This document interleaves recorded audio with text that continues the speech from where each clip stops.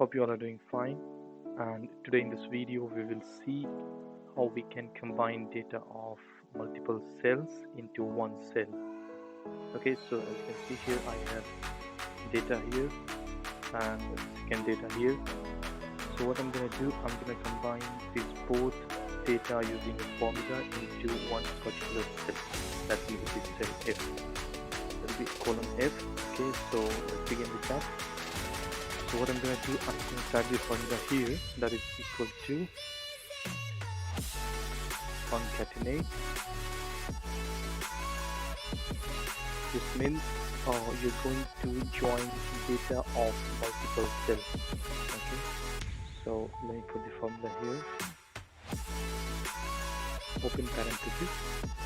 Now what you have to do, you have to select the cells from which you want to take the data and merge in this particular cell. Okay, so I'll choose this one, then put comma, second cell data, then again I put comma.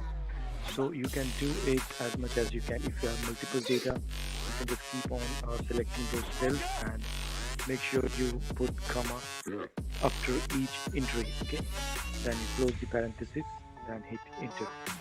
So as you can see, the data here is 12 and 65.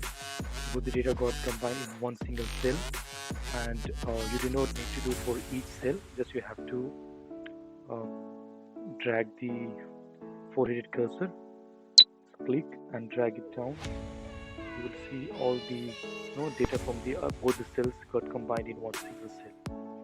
Okay, so this is one of the easiest way to combine data using concatenate formula.